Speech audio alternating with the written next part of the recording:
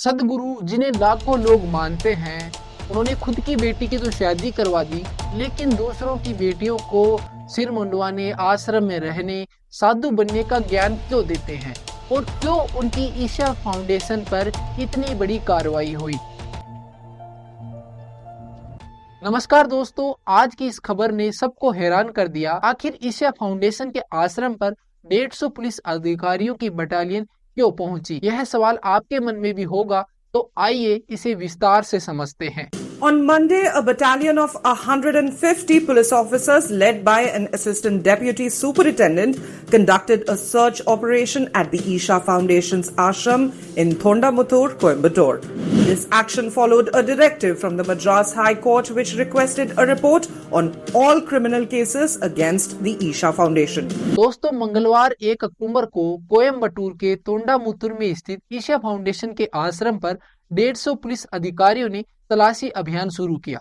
यह अभियान मद्रास हाईकोर्ट के आदेश के बाद शुरू हुआ। कोर्ट ने ईशा फाउंडेशन के खिलाफ दर्ज सभी आपराधिक मामलों पर रिपोर्ट मांगी थी। इसके तुरंत बाद पुलिस ने इस तलाशी अभियान की योजना बनाई और इसे अंजाम दिया।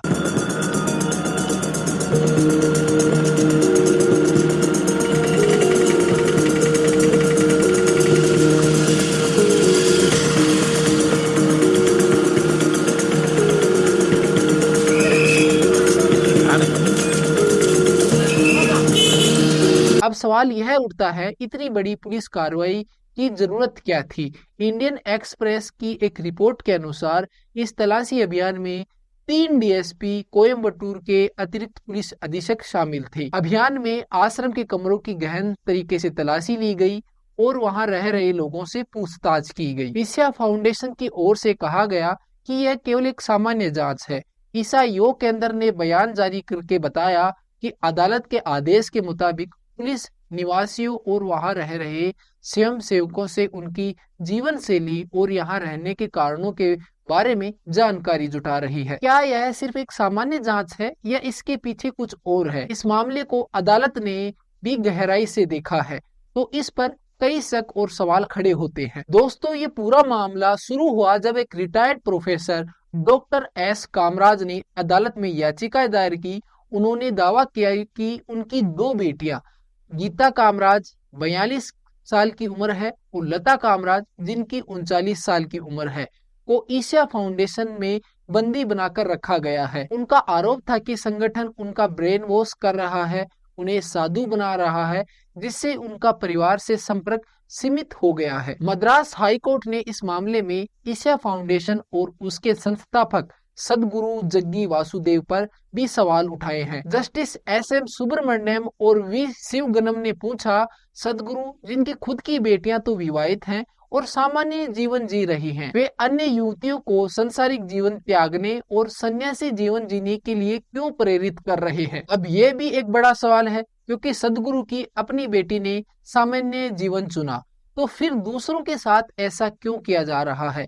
क्या यह सही है कि दूसरों को सन्यासी जीवन जीने के लिए प्रेरित किया जाए, जबकि खुद अपने परिवार के सदस्य सामान्य जीवन जी रहे हैं? इस मामले पर डॉक्टर कामराज की बेटियों का क्या कहना है, वो भी एक बार सुन लीजिए। दोस्तों, डॉक्टर कामराज की याचिका के बाद उनकी बेटियों ने कोर्ट में बयान दिया कि वे अपनी मर्जी से ईशा फाउंडेशन में रह रही हैं और उन पर कोई दबाव नहीं है। उन्होंने किसी भी प्रकार की जबरदस्ती या बंधक बनाए जाने से इनकार किया। लेकिन क्या यह बयान पूरी तरह से सच्चा है? इस पर अदालत ने अभी भी सवाल खड़े किए हैं। जस्टिस शिव गनम ने कहा, हम यह जानना चाहते हैं कि एक व्यक्ति जिसने अपनी बेटी का तो विवाह कर दिया और उसे अच्छी तरह से स्थापित कर दिया, वह दूसरों की बेटियों को सिर मुंडवाने और सन्यासी जीवन जीने के लिए क्यों प्रेरित कर रहा है? यह सवाल का उत्तर अभी भी साफ नहीं है। इस याचिका में एक और गंभीर आरोप का उल्लेख किया गया है। याचिकाकर्ता ने बताया कि ईशा फाउंडेशन के एक डॉक्टर के खिलाफ पोक्सो यानी protection of child from sexual offence के तहत मामला दर्ज किया गया है। उस पर आरोप है कि उसने आदिवासी स्कूल की कक्षा 12 की लड़की के साथ छेड़छाड़ की थी। अदालत ने इस मामले को गंभीरता से लेते हुए अतिरिक्त लोक अभियोजक ई राज तिलक को निर्देश दिया कि वे 4 अक्टूबर तक एक विस्तृत रिपोर्ट प्रस्तुत करें। इस रिपोर्ट में ईशा फाउंडेशन के खिलाफ दर्ज सभी आपराधिक मामलों का विवरण शामिल होगा।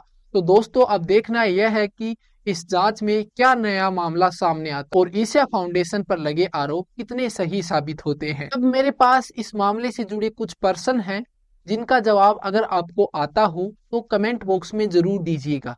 जिसमें पहला सवाल है, क्या इस प्रकार की संस्थाओं को बिना किसी निगरानी के कार्य करने देना उचित है? दूसरा सवाल है, क्या परिवारों को उनके अपनों से दूर रखना सही है, चाहे वे अपनी मर्जी से ही क्यों ना हो? तीसरा सवाल है, ईशा फाउंडेशन जैसी संस्थाओं में अंदरूनी कार्य प्रणाली कितनी पारदर्शी होनी चाहिए? इन सभी तीनों सवालों का जवाब आपको अगर आता हो तो कमेंट बॉक्स में जरूर अपनी राय दीजिए। और आपको ये वीडियो पसंद आया हो तो इस वीडियो को लाइक और चैनल को सब्सक्राइब जरूर कर दीजिए, क्योंकि आपके एक लाइक और सब्सक्राइब से हमें बहुत मोटिवेशन मिलता है। तो मिलते हैं एक नए एपिसोड में, तब तक के लिए आप सभी को धन्यवाद।